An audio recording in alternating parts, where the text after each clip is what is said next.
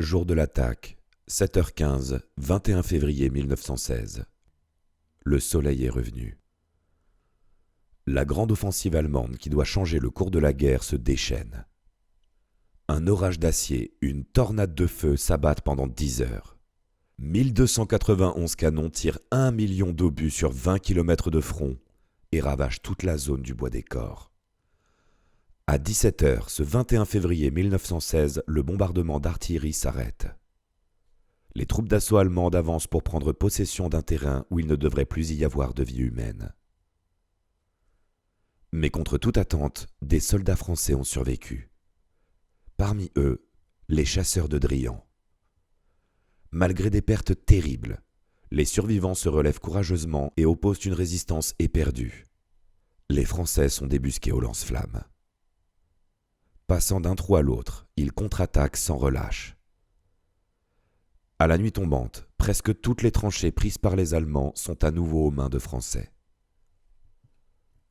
Le lendemain, 22 février 1916, à 5 heures du matin, les chasseurs de Driant subissent un nouveau pilonnage allemand aussi violent, mais avec en plus des obus à gaz. Asphyxiés, submergés, les défenseurs ne peuvent plus arrêter l'avance allemande. Driant adresse un ultime message. « J'engage mes dernières réserves. Envoyez des renforts. Je défendrai jusqu'au bout ma ligne. » Driant, après une dernière contre-attaque, ordonne le repli et protège ses hommes en partant le dernier. Quelques survivants refluent vers l'arrière.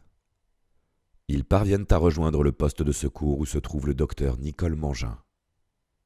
Elle dit « Ils arrivent on ne sait d'où. Ils montrent leurs membres ou leurs visages blessés. Ils disent que le Bois des Corps est tombé aux mains de l'ennemi et que les hommes de Driant ont été exterminés. Le colonel Driant est tué, disent les uns. Prisonnier, disent les autres. Nous ne savons que penser. Émile Driant a été tué d'une balle en pleine tête. Comme lui, ces hommes qu'il avait pris en photo quelques jours avant l'attaque n'ont pas survécu. 1700 sont morts sur 2200. Leur sacrifice a fait perdre une journée aux Allemands. Ce retard sera-t-il décisif ?